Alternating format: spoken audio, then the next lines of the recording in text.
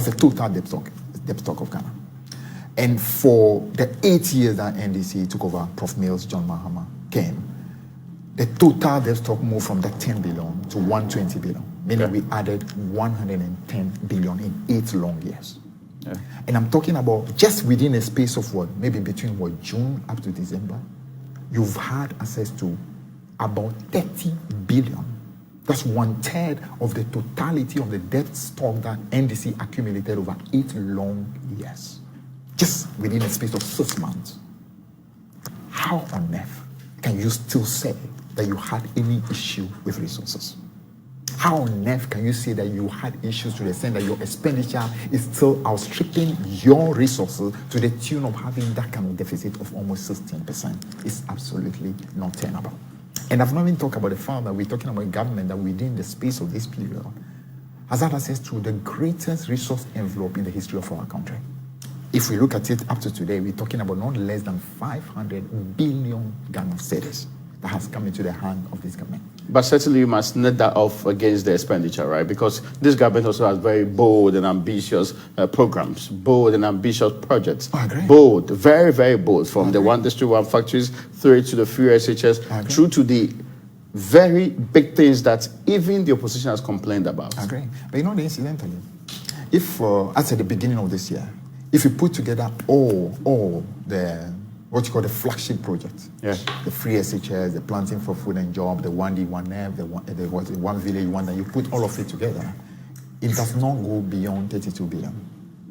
All of it together. It does not go beyond 32 billion. You understand? So effectively, if you're talking about a resource envelope of over 500 billion, 32 billion for free SHS and together with all the others, it's simply like a little drop in a mighty ocean. So effectively, whichever way you go, they simply have no excuse. The real truth is this. What is happening, what happened now is just history repeating itself. And that's what the people of Ghana need to understand. This is just history repeating itself. No, COVID has not happened before. No, let me explain to you why is history repeating itself. It's not, you're talking about the deficit, right? The deficit. Yeah. You see, the COVID is just an excuse or something. It's just a plain excuse. Because you see, if COVID were as devastating as they claim it is, Ivory Coast should be seeing a deficit of 15.67. Togo should be seeing something close. Guinea should be seeing something. But the impact of these countries were not the same like we had. What is the impact? In fact, many of these countries I'm talking about sustain what you call the interventions far longer than we do. We manage only 3 weeks of food. Countries like Rwanda, Togo, they sustain it much longer. Some of them even went to the point of even giving stipend to the population. We looked for money for COVID vaccines. We actually looked for money for other expenditures but you have seen the list, right? Yeah, none of them is really disputed. But Raymond, the question is this. How many people died in Togo? How many people died in Nigeria? How many people died in Cote d'Ivoire? We cannot say that what we did in Ghana was so extraordinary that we saved more lives than any other country in Africa. We're applauded for how we managed COVID. Because that's exactly what we have been. In fact, the reason why we are in this crisis today is because we are dealing with a government whose speciality is simply sloganeering and praising itself to the highest heaven. And what you call making every little thing, when they do one, they make it look like 1 million. When they mean 1 million, they make it look like 1 billion. That's exactly the tragedy that is leading us to the ditch in which we are. So things are not being done because there is a real commitment to the quality of those delivery. Things are being done purely with a view of how it can win votes. That's why I find it really shocking, because you know what? If there was one thing the president said at the beginning when he came, and I think even during the at the time he was campaigning, which won a lot of applause, was that I am here to fight for the next generation and not for the next election. But what you're saying has been the absolute opposite of that statement.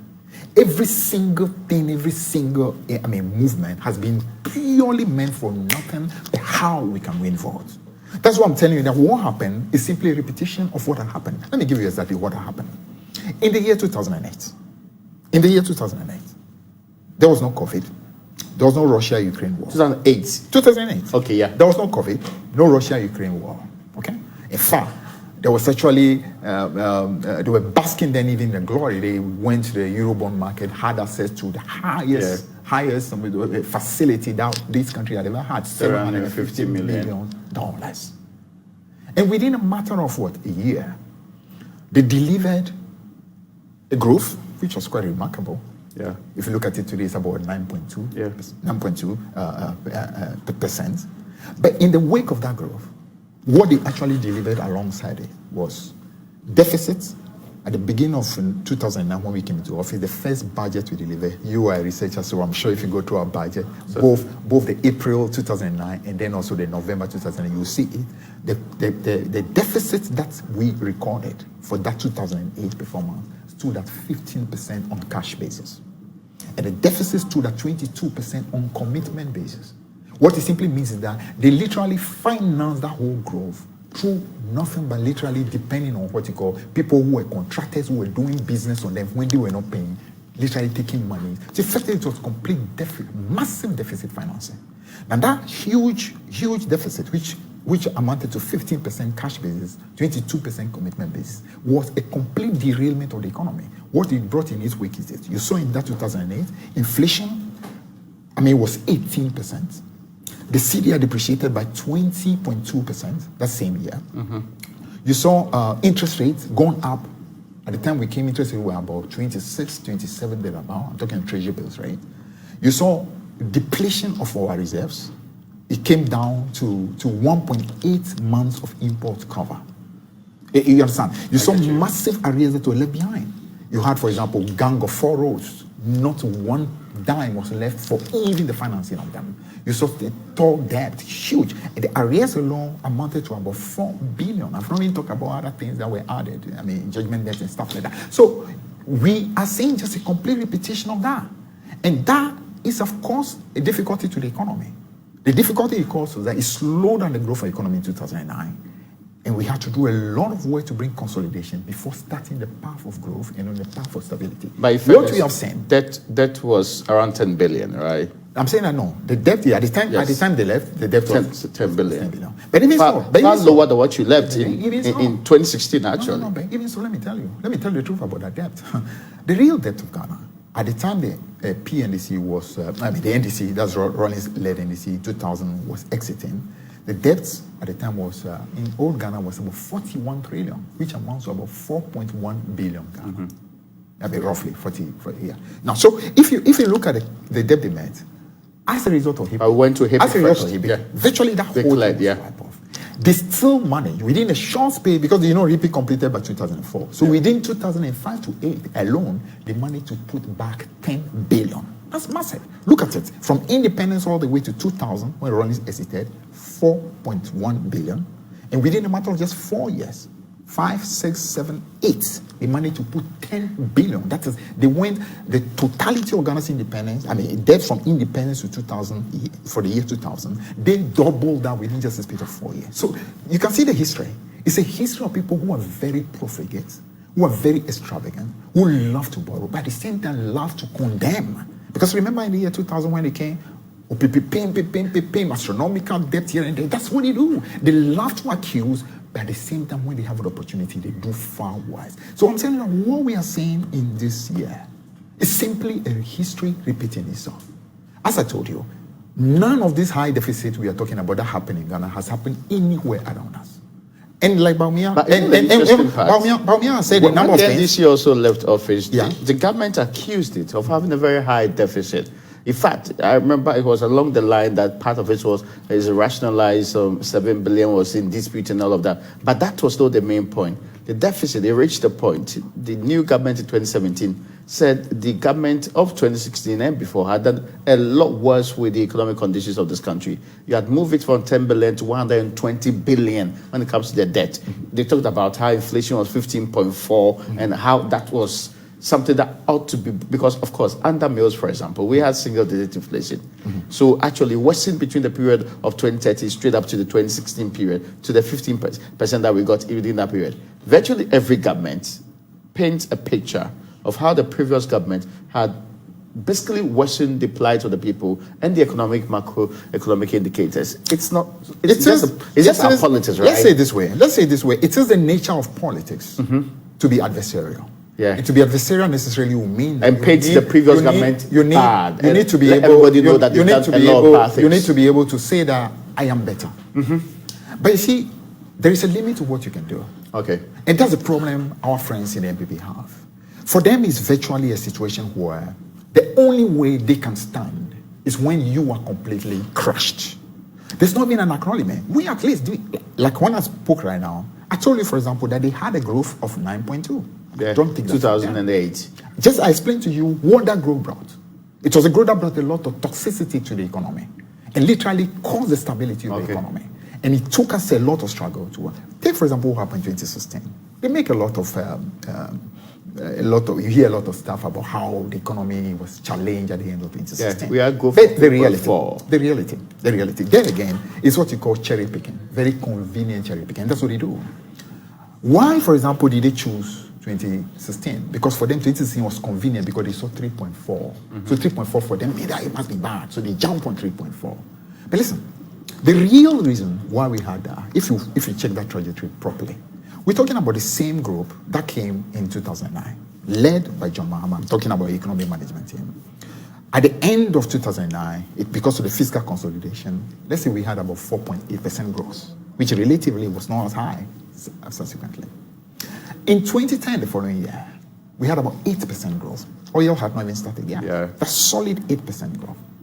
2011, the following year, we have 14% growth, and non-oil was still 8%. So it tells you about very concrete, comprehensive growth. It's not just about oil, it's also non-oil. That's 2014. In 2012, we still had about, 2012 actually, I think we even had, 2012 actually was more. It was 9.3%. That was stronger. 2013, it still continues, 7.3. But what it is our friends conveniently like to not to talk about is this, that we had two major issues that started happening beginning of 2013. One was what you call the carryover of the difficulties that came with the single spine. Remember, the single spine led to a massive jump as far as what you call wage envelope was concerned. It jumped from 2.5 billion to initially 7.5 and started racking up towards all the way to about 12 billion. And that was a massive blow to the economy. An economy that... And this is about 30 billion. And that's huge. I'm talking about the beginning of it. And revenues had not really ramped up quickly to be able to smooth that. So that causes difficulty. That's the first one. Two was also the coming in of doing so. And with these two effects, you naturally have a slowdown as far as growth is concerned. So we went through that period where there was a need for some consolidation. So you saw the power crisis. Yeah, the power crisis naturally holds back growth. But those... It holds back growth. And the power crisis was not our doing. Really? How could it be? But, I mean... How could it be? We can say that COVID is not our doing, but how can we say power crisis is not our doing? You see, power crisis cannot be the doing of one government.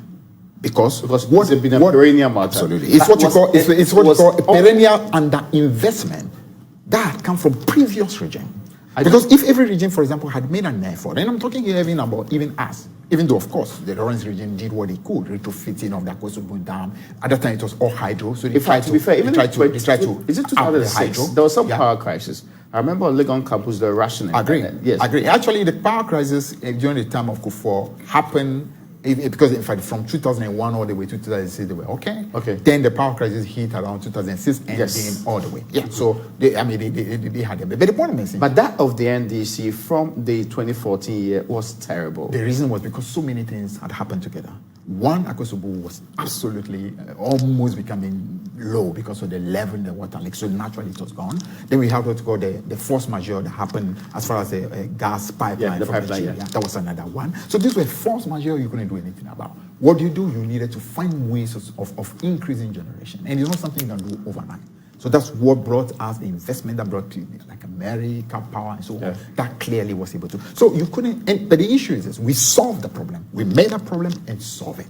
We didn't spend all the time trying to blame the previous government. Why did you not invest? No, we took it as our issue, we've met it, we solved it, and we resolved it. But the point I'm making relating to growth is that you saw growth moderating between 2014 and 2015, and also 2016. But if you check properly the year 2016 growth, even though it was 3.4, check what the non-oil growth was. It was exactly the same level as the 2017 that MPP had. MPP 2017 non-oil was about 4%. NDC's non-oil for 2016 was the same.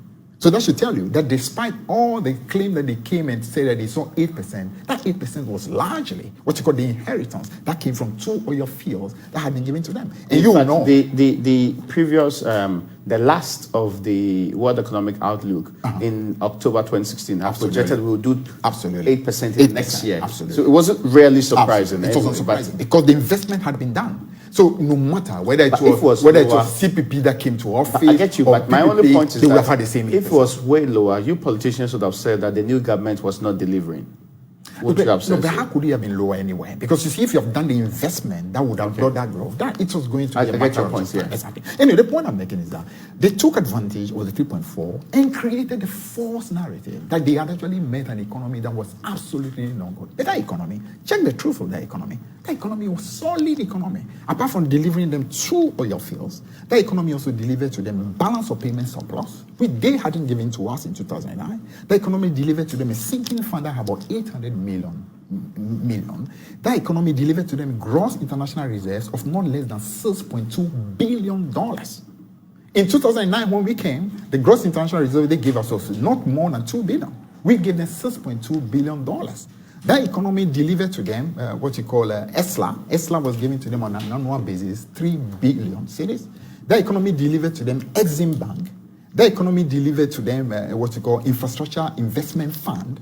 That economy delivered to them what you call a Tuabo gas that actually has brought us savings of not less than 300 million on a yearly basis.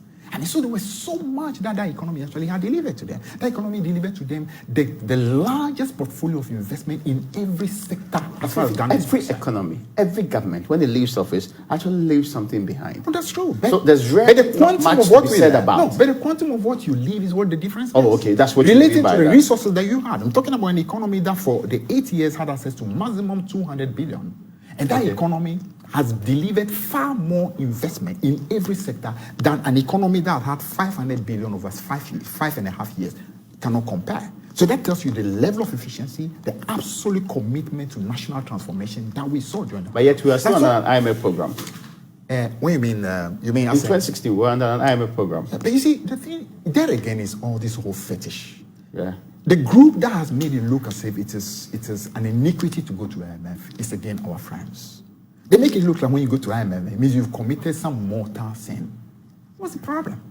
Everybody goes through difficulties sometimes. Let me give you a typical example in the year 2000. In fact, between 1999 and 2000. It so happened that the economy of Ghana was doing very well all the way to about the midpoint of 1999. Okay. In fact, in May of 1999, the economy of Ghana had registered single-digit inflation, 9.4%. The whole of the PNDC all the way to then, we had never made it. And we made it in May of 1999. The whole of 1998, depreciation of the currency was 4.1%. Think of it. Back in the time, we didn't have oil. 1998, the whole of 4.1% depreciation of the currency. That depreciation, 4.1%, guess what? From at Mills 2009 all the way to today, there's only once that we've been able to beat that 4.1. That was in the year 2000 and I think 2010, and we had about 3.09. That's the only one that beats that period of 1998. It tells you about how well the economy was doing at the time. But within a matter of, 3 different crises hit us at the same time. Our major export earner, which was cocoa, the price of it dropped by 120%. Between the middle of 1999 to the year 2000. Gold, which was the second, dropped by 170% in terms of the price. Oil, which was the hedge fund crisis period. Which one? The hedge fund crisis period. And then the third one, which is actually the biggest export that we were totally dependent on, which was import actually, which was crude oil. That also shot up the price, shot up by 153%. So 3 major crises hit the economy at the same time. Normally, when such crises hit you, commodities here. Yeah, when such crises hit you, you need the support of donors to help you.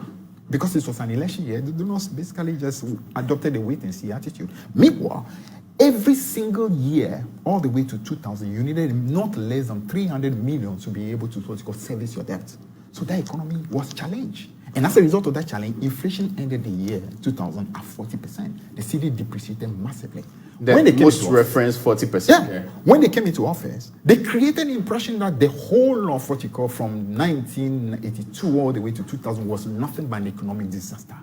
Meanwhile, that was a period where some of the greatest, solid foundations were laid. Inflation at a point was 121 in 1981. We brought that one down to single digits in 1998. We changed a country that really was having negative growth, year-to-year negative growth, and brought 14 continuous years of positive growth. The growth was in the region of 4-5%. Now I'm telling you about the deception. I agree with you and how they have created this fetish about IMF. So we went to IMF as in keeping. It was not supposed to be an iniquity. It was simply like, for example, you, Raymond, let's say you are a very strong guy, very, very healthy and all. But point may come when something can hit you, you go down. At that material moment, you need help. You need help in terms of some doctors, some medication. Yeah. It doesn't mean that you are a disaster. You just get back and then you continue. That's what happens to economies all over the world. But they make it look like... After all, we've done it almost 17 times. We've done this almost 17 times. Yeah, because... Since independence. Because as long as the structure of your economy is not changed to the extent that you are a bit insulated from external factors, you continue going through those. But this even now. Your political party has run Ghana more than any other grouping. If you want to extend it to the PND's period, your political party has not changed, revolutionized. We have not moved us from that Gadget's economy. Yeah. Shouldn't you be rather the grouping that should be blamed for where we are today? Well, I would say that we definitely have our blame as well. But if the transformation of an economy, the structural transformation of an economy were that easy, I'm sure we would have seen one African country that would have sent it out. There's no one. There's no one African country you can point to in different political systems. Some of them basically one-party system, multi-party, all kinds of. None of them has done that. It tells you that there's some real fundamental issues that really must. But it's not unachievable, right? It's definitely no. There are definitely solutions. We saw our age mates. There are definitely solutions. The Malaysias and the South Koreas of this world make massive transformation in these areas. Agree. What is with the ask? The foundations were not the same. Really? Yeah. I think there's a critical mass of, shall I call it, educated people that they had that allowed for certain changes to happen. And also, even though we don't accept it, a bit of cultural dynamics as well. Oh, I see. A bit of cultural dynamics as well. The Asians tend to be much more long-term in their perspective than we are. They have a greater saving culture than we do.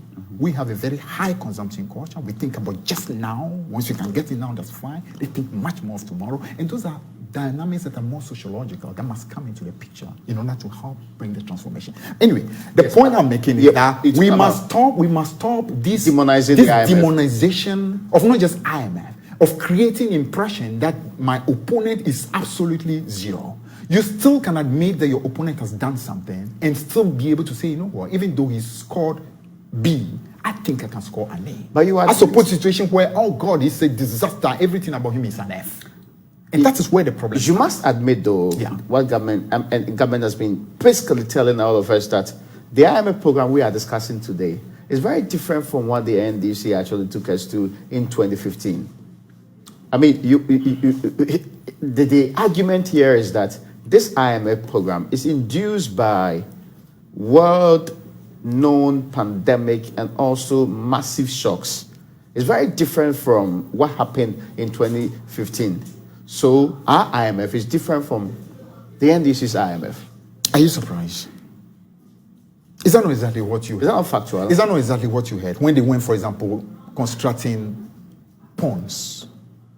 All of them today are totally unusable. One village, one dam. One dam. Ponds. And they basically glorify them to look like dams. Is that not what they are? Is that not exactly what we have today? You have school feeding. That absolutely is feeding our children what actually you cannot call food.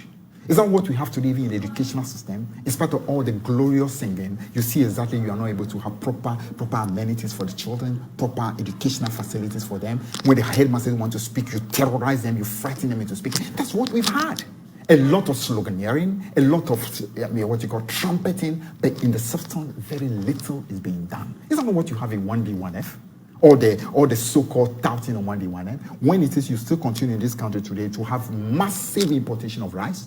It used to be, when we were living off it was about roughly $400 million on an annual basis. Now we are talking almost pushing towards $2 billion. But population has also changed, so really it cannot be. What has changed? The Ghana's population has changed. If you come on the altar of bringing about, for example, a reduction as far as what you call importation of rice is concerned, then you should be able to do something about that. That's what we did. When we came into office, in fact, at the time MPP was leaving office, importation at the time was up to about, I think about $300 million. When we came, we could have gone all the way high. But we made an initiative that absolutely slowed it down. 30% reduction for rice importing. That is the effort you make in order to bring about different. Anyway, the point I'm making is that this whole claim that about this being different, IMF program is different for what you're going. It's just the same, what you call, should I call it? They are insisting. That's who they are. But Fifi, that's who they are. Can you point to a pandemic in 2015? Can you point to a pandemic in 2016? Let me tell you. Can you point to COVID in any of these years? Let me tell you. Yeah. In 2020, with COVID, every single country around us is still not having our problem. What we went through in the year 2020. Oh, they've all seen some. They've seen what? Have you seen any of them go to IMF? Have you seen any of them having depreciation? I mean, not discounts. Have you seen any of them having inflation upward of 30? I'm sure by Monday we'll be hearing inflation is gone north of 30. Well, have you seen any of them? That should not be a very good news for us. I mean, no, but it's a reality. Whether it's good or bad, because the evidence is massive suffering for the people. Yeah, but then, but who is rate of price change developing is not good enough for anybody. It is being caused by the fact that we have people in authority who even do not have the humility to accept responsibility. And are trying to what you call gaslight the population, to deceive them, because for them, they are obsessed with the fact that, listen, let them not see that it is our incompetence that is causing the problem. I'm still here to hear you. But I've just told you that, why is that COVID of 2016? All right. There wasn't COVID of 2016. Okay. Now let me try again to tell you why I'm telling you that all this is just not true. Listen, in 2018 and 2019, our fiscal deficit was the highest in the whole of the sub-region. This 7 or so, yeah. I'm talking about 2018, 2019, before COVID. Yeah. Our deficit, fiscal deficit, was the highest in the whole sub-region. In 2019, we're talking about CD had depreciated by 13%, 2019. Remember, I'm telling you that even 1998, the whole of 1998, the CD depreciated by 4%. Yeah.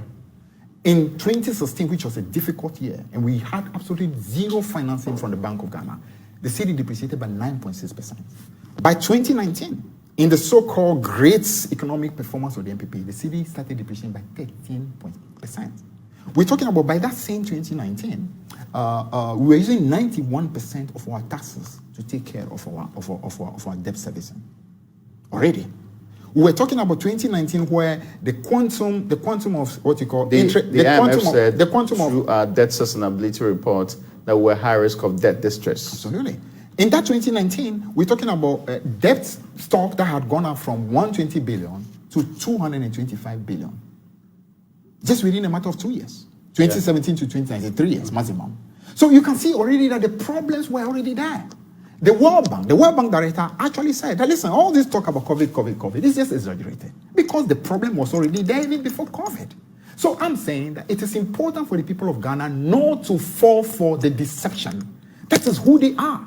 The same way they came and lied to everybody that they met an economy that absolutely was in crisis. When that economy actually is the reason why they continue having even growth in 2017 and 18. Because they had inherited an economy that really was accounting for their growth. I want to state a couple of facts from the FAQs for you. No Maybe problem. This will put in perspective. No problem. The question is, what was the state of Ghana's economy before the pandemic? Then this is the response. Prior to the pandemic, macroeconomic stability was largely restored and growth rebounded strongly in response to government's economic interventions. Growth averaged 7% between 2017 and 2019, from 3.5% in 2016. The fiscal deficit was brought under 5% of GDP. We're still talking about 2017, 2019. And primary balance was positive for 3 straight years. Inflation moderated from 15.4 in 2016 to single-digit 7.9% at the end of December 2019. Trade balance turned positive for 4 straight years. Yeah. But the current account deficit narrowed significantly. Maybe let's take These it one. are facts. No, but let's take it one by one. These are very convenient and cherry-picked facts. Let me tell you why they are. One, what was the fiscal deficit in 2016? It was 2018. It was 7.5%. Yeah. Of course, they combined 2017 to 2019 to come to this conclusion. I'm telling you, the fiscal deficit in 2018 was 7.5%. The fiscal deficit in 2019 was 7%. What was the fiscal deficit in 2016? The year that they claimed was terrible. It was 6. Maximum, I think, about 6.8. So the fiscal deficit in that difficult 2016 was better than their fiscal deficit in 2018. Is it on cash or commitment basis? I'm talking about cash basis. Okay. The fiscal deficit in 2016 was better than their so-called great fiscal deficit in 2018. Was better than their fiscal deficit in 2019. So that tells you already that even when they are claiming that they are performing well as far as the fiscal stability was concerned, they were already going down. That's what I'm telling the World Bank has already started indicating that they're already in difficulty. That's not all. The growth they are boasting about. What is that growth? You just admitted. The growth came because of 2 oil fields that had been handed over to them. If they were very humble and grateful, what they will say is that, listen, we acknowledge that NDC, John Mahama's NDC, handed over to us 2 oil fields and a massive portfolio of investment had solved doom as a difficulty. Yeah. So all that created a platform that had given us the growth that we saw in 2017. But they are not humble enough to accept that. Because if they do accept that, their narrative, their false narrative of that they came and the previous guys are bad managers for an economy cannot hold. So they must continue gaslighting the people, deceiving them by creating all this false narrative. Listen, as I mentioned to you, the problem already was there even before COVID. Mm-hmm. So COVID is just a convenient excuse. That's why you see the massive, fiscal slippage that we saw in the year 2000. In the year 2020, mm-hmm. Which country in the sub-region saw a growth of 0.4? Which one? None. Only Ghana. Why? As Baumia says a lot of things that are wrong. The one thing he said, which is very true, is this. How is it possible that external phenomena, external shock, come into the whole of Sub-Saharan Africa and comes to the whole of... somehow misses every country except Ghana. But that 0.4%, it was good, right? How it was positive. How is that? Other countries were getting negative. No African country got negative. Really? No African country got negative. Every 2020. Every African country got higher than 0.4. All over. Go Cote d'Ivoire, Rwanda, Togo, Benin, every single one of them. None of them got 0.4. I'm told the lowest is what we got. And apart from that, we made it worse by also having the highest, the most unprecedented fiscal deficit in the history of Ghana. 15.7.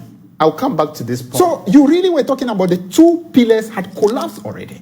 So the COVID is just an excuse. The Russia-Ukraine is just an excuse. The real truth is that they have used election and literally were reckless as far as their expenditure was concerned, spent as if there is no tomorrow. And today, the chicken have come home to roost. But instead of being responsible and having the capacity to acknowledge that this is the mistake we made in order to do correction, they believe that the people of Ghana can still be deceived. So they are throwing about COVID, throwing about Ukraine, all in an attempt to deceive the people, and the people must refuse to be deceived. When we come back, I'll ask you whether we will turn the corner anytime soon. We're still on Upfront. After this break, Fifi will tell us more about what the future holds for the Ghanaian economy.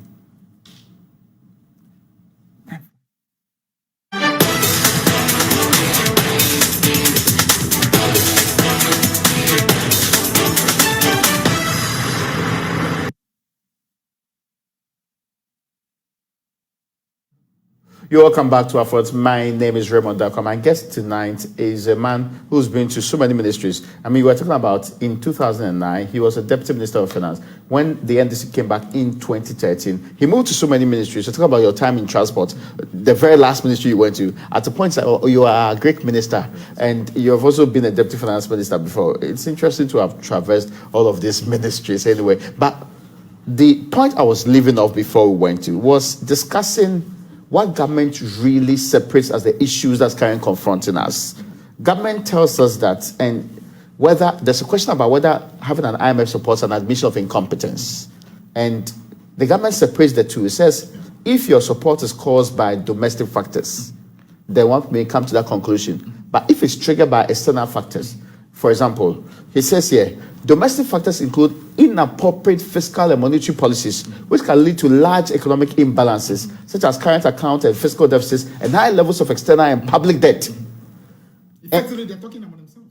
No. That's not the conclusion they come to. They come to the conclusion that what is currently the cause of our situation is external factors, shocks, ranging from natural disasters to swings in commodity prices. The COVID pandemic is another example of external shocks. And these are things you agree with, don't you agree with them? I mean, They basically don't want to accept the truth. If you are incompetent, if you're unable to run the economy properly, that's what happened. That's what took us in 2015 to the what they call the World Bank, to the IMF. No, not necessarily. But if you're able to run your economy properly, and yet there are shocks that you cannot control. Let me tell you something. The real force I was building the health conditions. I was building a point relating to the IMF program in 2015. Yeah. Guess what happened as a result of those difficulties in 2015? Nigeria went into recession. South Africa went into recession. You are a researcher. I'm sure you'll be able to find out. But you are excited we managed 3.4? No, you see, the issue is not about growth. Yeah. The issue is about the sustainability of your metrics. If you have a 3.4, and that 3.4 does not bring about an erosion in your currency, like what we are seeing today. Yeah. That doesn't bring about a depletion of your reserves. That doesn't create a situation where all the investors are running away from your country because they have no confidence. That doesn't bring about what you call downgrading of your bonds by credit rating agencies. That doesn't bring about a situation where all the donors are literally not interested in doing business with you because they feel you don't have credibility. If you have 3.4 with all that, then you're actually a beautiful 3.4. What's the point of having, for example, 9.2 that they had in 2009, which brought about what you call a depletion of foreign reserves, which brought about what you call a 20% depreciation in the currency, which brought about inflation of 20%, which brought about so many problems, balance of payment deficit, and so on. I get what is the point? So it's not, you see, the point is that they try to simply, you see, somehow they feel that many ordinary people do not understand some of this issue. So as long as you can continue, picking things and lying to them, you can get away with it. But that's why people like you are fact checkers. People like you who are fact checkers should be able to be helping the system by making sure you expose them every step of the way. Listen, every single thing they've said to with you is that you are convinced 3.4, mindful of what was happening in the sub-region, was very good. No, I didn't say it's very good. Oh, it wasn't very good. I didn't say it's very good. No. But I cannot accept that 0.4. But 0.4 is equally positive, right? How can 0.4 be? Because how can 0.4? Let me tell you. Because from 1984, hold on. Negative 5.4. From 19. Botswana had negative 8.5. No, just hold on. Cape Verde. I'm talking about the negatives here. Cape Verde negative, Cameroon negative, Comoros negative. What they call it, Congo Republic negative 8.2, Equatorial Guinea negative. So if Ghana manages a 0.4, there are countries like you are talking about. In all fairness, Benin also had 3.8. Hold on. Others had positives too. Hold on. Guinea had 7.1. They are also positive numbers. Raymond. But we did somewhere in the middle. Raymond, we are talking about a country that has had access to 3 oil fields. A country that has had a resource envelope of over 500 billion cedis. Higher than any in the history of our country. How can you justify 0.4% growth? You can't. From 1984, continuously all the way to 2019, we have never had anything like 0 point anything. It's always been above, at minimum 2. Minimum 2. For you to get 0, you actually are an absolute disaster. And to try to claim that it is foreign, that's where the problem is. Because you see the truth. If they do not accept the truth, that they contributed to it, they will never be able to solve the problem. It means they will actually fail even the IMF policy. Because the IMF policy requires for you to accept the real truth. And IMF is not going to buy any of this lies. I think the IMF actually agrees to their, what they call it. In 2021, the Article 4 report, it suggested that Ghana's problems were partly due to the external shocks, and it mentions COVID, and also, no, it mentions COVID largely. Listen, IMF couldn't come and say that COVID has no effect on any economy. Yes. I've not said so as well. Okay, all right. But see, there's what you call, in the Bible they call it, you strain at the nuts while you are swallowing the camel. You must look at the real cause of your problem. Okay. That's what I'm telling you. The real cause of the problem is nothing to do with COVID, because COVID expenditure was total 12 billion between 2020 and 2021. And the amount of resources available to us, even Bank of Ghana facility alone, was far more than that 12 billion. So you cannot use that as an excuse. There are a couple of questions. The problem has to do with the fiscal slippage that happened because there was a reckless expenditure in the year 2020 for election purposes. Election purposes, that is the real crux of the matter. If you understand that, then you appreciate why we have totally derailed things. As a result of that high fiscal deficit, the CD today is absolutely crashing on its knees. Investors have lost confidence because they can see that clearly these guys have lost credibility. Your bonds have been downgraded because the international financial market simply don't trust you. And the end director is saying, listen, until the IMF is able to hold a cane on you and ensure that you will do what is right, we are not interested in doing business with you. Let's talk conditionalities now. Yeah. Now, government says, through SHS, we are reviewing it, but it's untouchable, it will not be suspended. 2, they also say that other big government policies are actually not going to be touched because IMF believes in supporting pro-poor programs. Now, they also moved on to say that the IMF will not necessarily worsen the employment or unemployment problem in the country, and continue by adding, in fact, there's a fear being expressed by the defense minister that labor's demand for COLA, that's a condition of living allowance, is actually going to get us into trouble. Cost of living allowance. Cost of living allowance. Yeah, it's going to get us in trouble. Let's talk conditionalities. You know, somehow when people talk conditionalities, they make it look like somebody comes to impose something on you. No. Raymond, you have options that are available to you. Yeah. Let's say, for example, you are managing your personal, what you call economy. That's you, your family, the income that comes to you and the expenditure you need to make. Okay. You reach a moment where you are in difficulty. So you go to your bankers. So your bankers will tell you that, Raymond, you want us to help you, but it's important that we have to make sure that you stay within your income. So Raymond, out of the things you are spending on, which of them do you think you can do without? So you said, okay, I can do without this, I can do without this, I can do without this. All right. Now, if you can do without this, does it come close to the income you have? If it does not, you need to cut some more. What more are you ready to cut? As to what you choose to cut is your business. If, for example, you decide that, listen, I can only cope by reducing the number of workers I have, maybe at the moment there are about 800,000 workers, you see, you know what, in order for me to survive, I want to reduce to 700,000 so I can survive. That's your choice. And you face the consequences. Yeah. If you decide that, listen, earmark funds, I have a number of statutory funds, I feel like I no more cope with them, I'm going to have to reduce them or decide to just knock them back. That's your choice. You make that choice. You decide that, you know what, I'm going to cut costs, goods and services. I'm going to cut it or even totally wipe it down to just 10% of what it is. That's your choice. You decide that infrastructure, okay, the amount of money I use on infrastructure, I'm going to cut it back. That's your choice. So the choices are yours. At the end of the day, IMF is simply saying that, listen, whatever you do, make sure you are living within your income so that the people who are lending money to you, they will be able to get their interest and get their principal when the time comes. Because you can't continue living irresponsibly and expect that somebody will lend money to you. At the end of the day, you are unable to pay the person. Because you are a beggar, you cannot have a choice. So you must show responsibility. So the thing about conditionality, there's no conditionality. You simply have options, and you have to make the choice. Is that what happened in 2015? That often is the issue, that you always have to take the tough decision, and among the tough decisions, you have to propose the one that you think is the most, shall I call it, politically and economically acceptable to you. A lot of the things we propose to the IMF, in fact, to be honest with you, a lot of the measures, we actually had already proposed those measures. The only reason why we needed IMF was because the investors out there still believe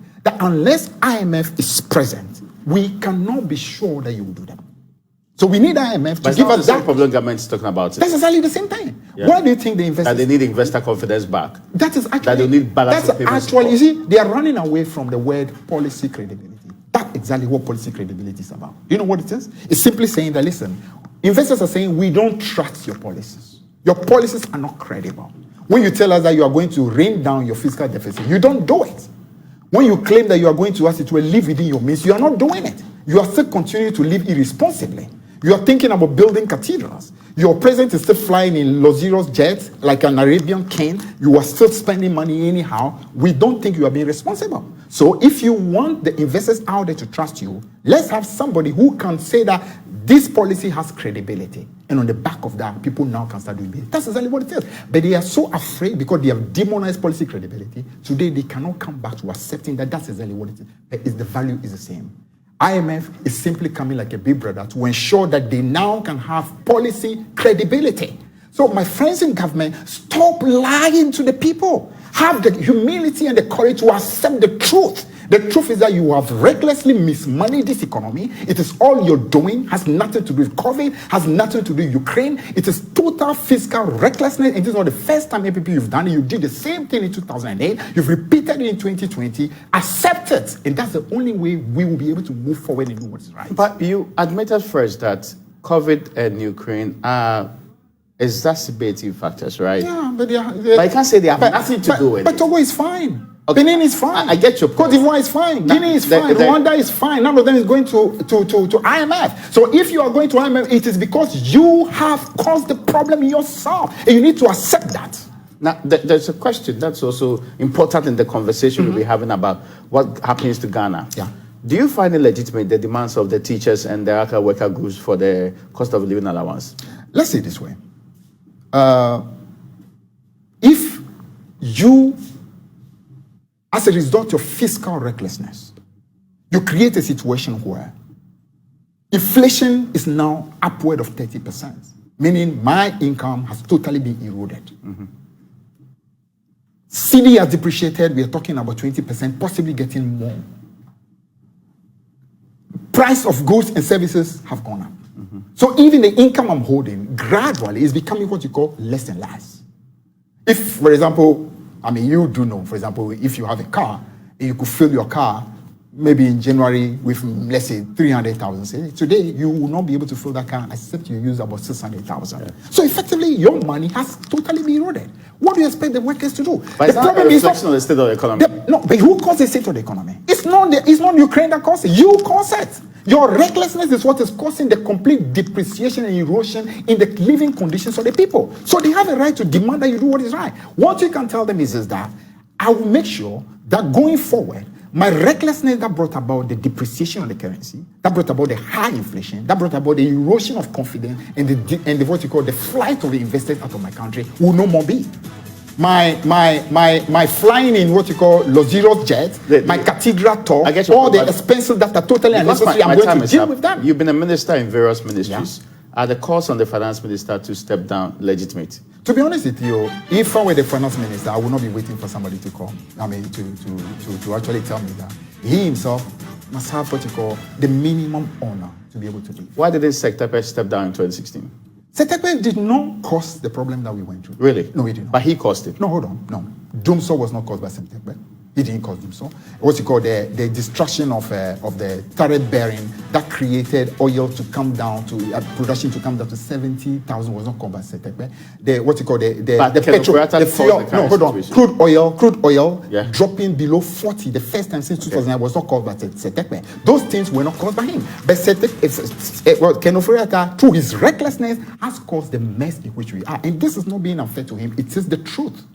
I thank you so much for coming in today. So it's a pleasure. The former minister of various ministries joined us for our front. Many thanks to you for joining us on tonight's edition. Thank you once again. We should talk more. Absolutely. Not only when there's problem. I know. All right.